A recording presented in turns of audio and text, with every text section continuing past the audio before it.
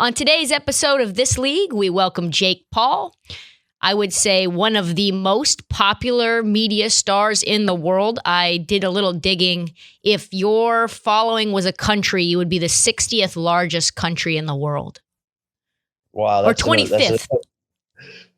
That's an absurd stat.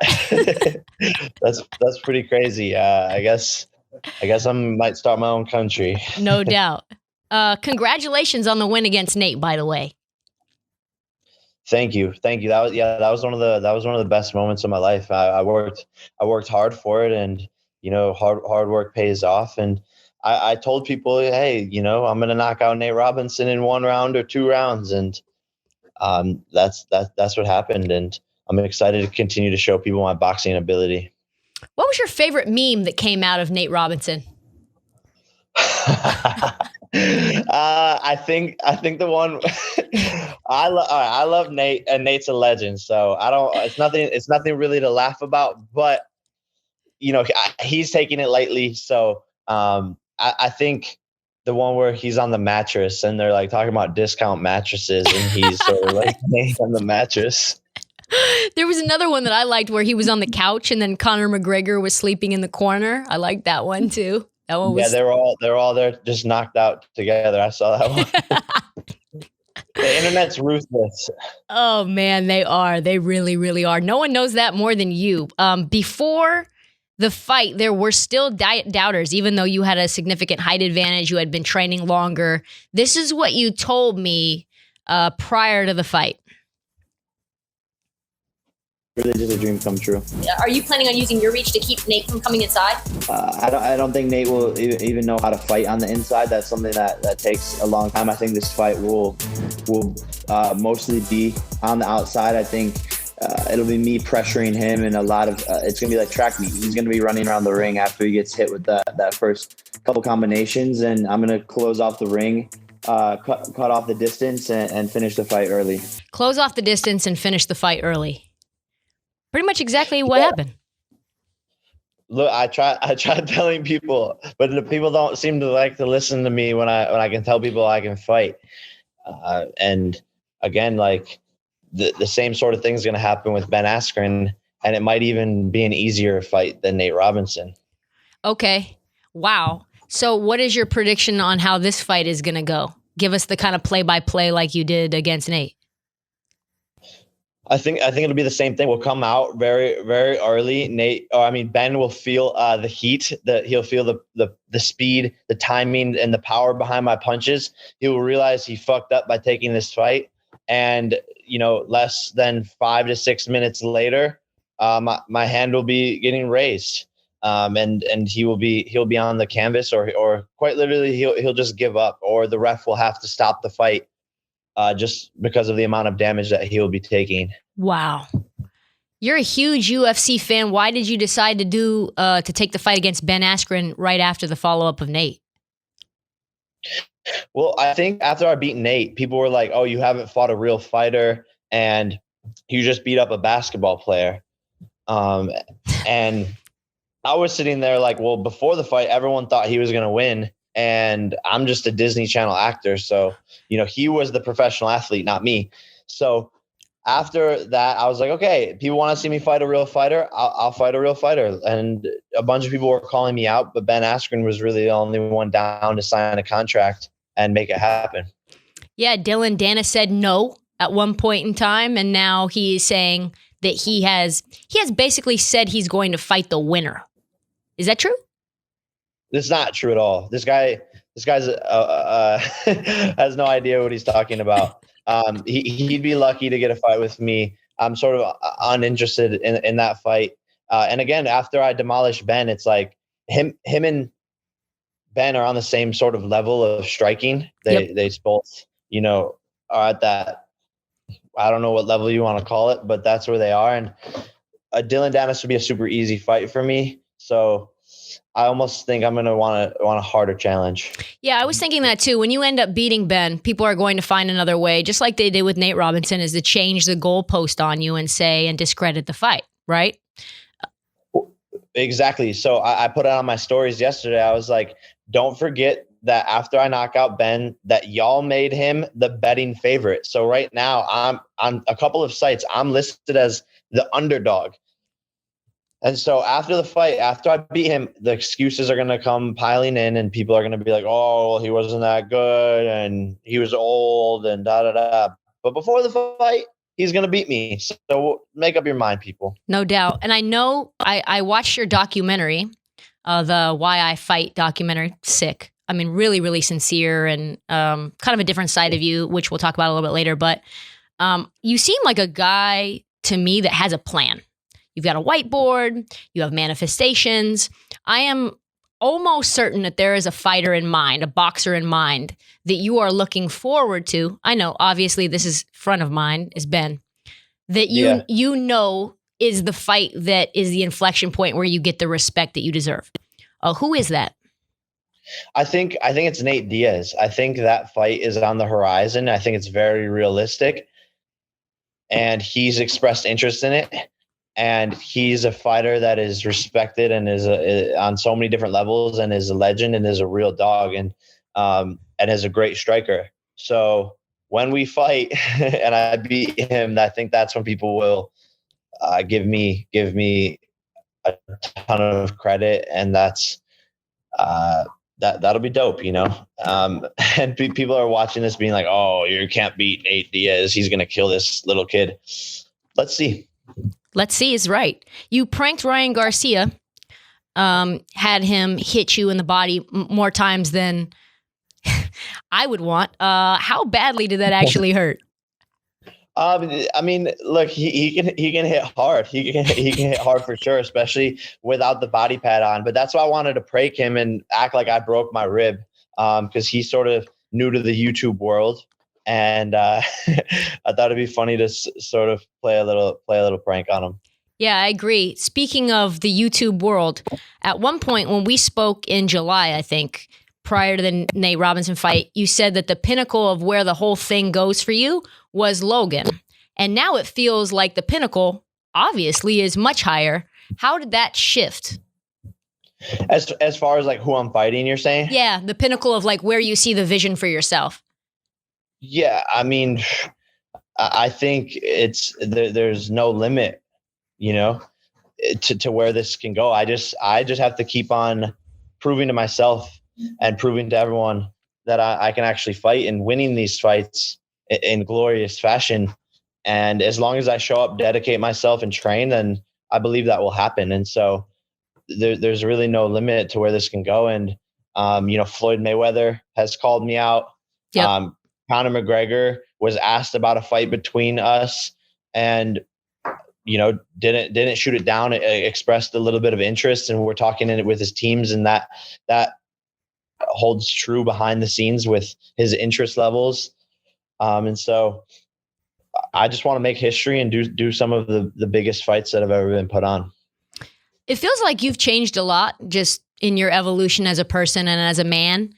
Do you think that I mean, would you say that that's true recently, like in the last probably 24 months? For sure. No, for sure. Like I'm constantly evolving. I love to grow. I love to, you know, self-improve. I think self-improvement is one thing that our generation lacks. And I like to get better every single day at every single thing that I'm doing, whether it's interviews, whether it's boxing, whether it's being a better friend. You know, as I get older, that all of that stuff is a lot more important to me. And boxing has really helped me mature, and it's helped me stay away from the crazy LA madness and all the sharks and all the bad people there who want to suck the soul out of you. That was essentially where I was going to go, was whether you think that evolution happens if you don't get into boxing.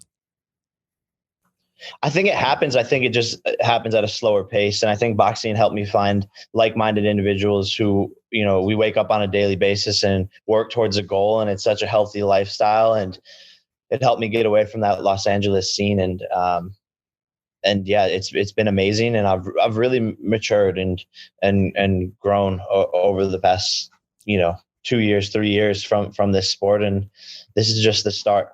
It's cool. You're from Cleveland, big Cavs fan during their title runs. You still a Cavs fan, or did you sort of peel off and follow Kyrie and Bron when they went to their new teams? Yeah, no, I definitely sort of peeled off. Growing up, I was a LeBron fan, so I sort of have followed him to the Lakers now, and he was everything in Cleveland and growing up, and you would see him everywhere, and yeah, definitely a Lakers fan as well because I lived in LA, so it made sense when he came there for me to root for them. Yeah, you made a comment, I think, on Twitter that if you could do content with any one athlete, it would be Kai. Have you thought about what that content might be if you did something with Kyrie? I haven't. I think I would try to dunk on him without him knowing. Like someone holds up a basketball hoop behind him and I just dunk on him. You love your pranks, man. You are good at them. I tell you what. No one is safe. Never. No friend is ever safe from Jake Paul's tomfoolery. No matter how grounded he is, he's still going to get him. And by the way, vice versa. Like they pranked me the other day. We're in this haunted house basically in Atlanta, and they start playing, like they hide a speaker in the closet and they start playing like creepy noises. I'm freaking out. So we just live in a fun household of people pranking each other all the time. Do you believe in ghosts? Yes, 100%. I had an encounter with a spirit during a massage not too long ago. It was very weird. Top 5 NBA players that you would want to fight and why?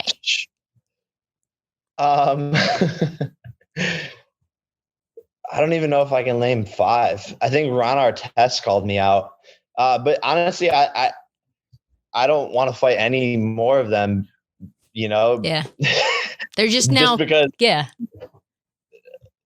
I don't want to hurt anybody like that, really. And then they turned one of the memes was NBA, never boxing again. No doubt. So you basically Everyone should stick to their own sports. Yeah, you basically ruined any aspiration for NBA players to fight or box and move over to that arena, essentially. Exactly. I mean, you can't play boxing, but you could play basketball. Yeah, no doubt. Woo. So your song 23, rumored not to be just about your age, but Jordan's jersey number, or was that about Bron's jersey number? Yeah, it was about Jordan. So did you go ahead? Just embodying like everything. Like I feel like last year was my Jordan year. I was 23, and I'm a big fan of Michael, and he's an inspiration to me. So sort of was paying homage to his legacy as well. Did you watch Last Dance? Yes. Yeah. Amazing. I actually utilize like a lot of sort of his mindset tactics throughout my fighting, and just being present and enjoying the moment, and all of the things that he has gone through. I can relate to a lot of them. So it was one of my favorite documentaries. He had a sabbatical. You said at one point, my passion is not living in social media. You don't realize that until you stop.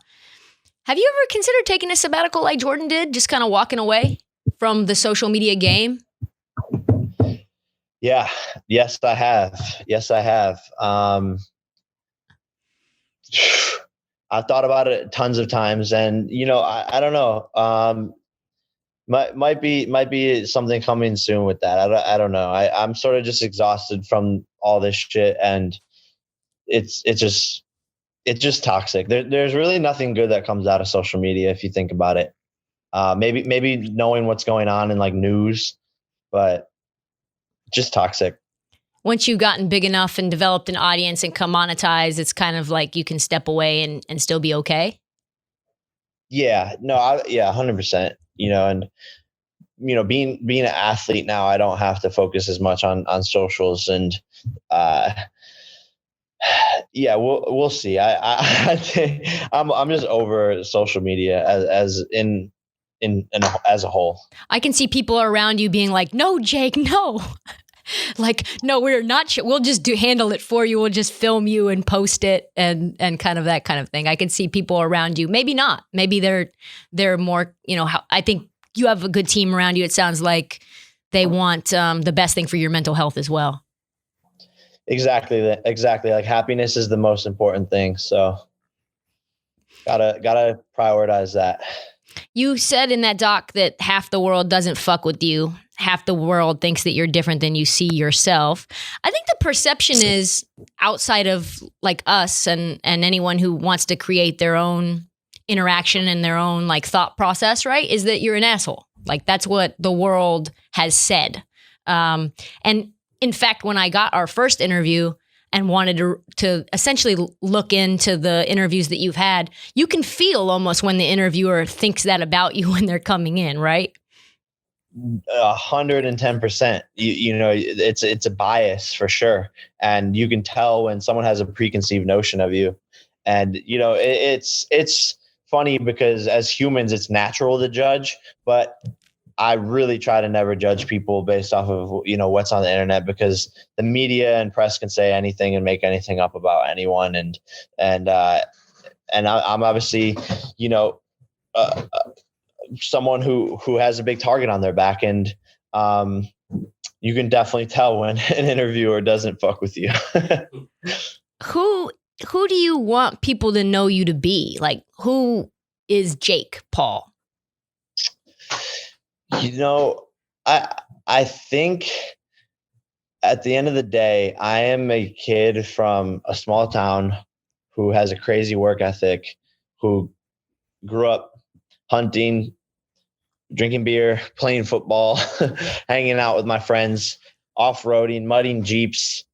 That was my life. And I'm still that same kid who has this passion to become successful so that my kids never have to work, because I really didn't come from anything. And I've had this crazy journey, and I'm the first generation of success in my family. And I'm just chasing my dreams, and I have big aspirations, and I'm just a chill guy. And look, people make mistakes. I've made mistakes.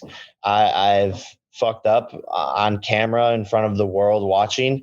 But that's going to happen if you're 17 years old with millions and millions of followers.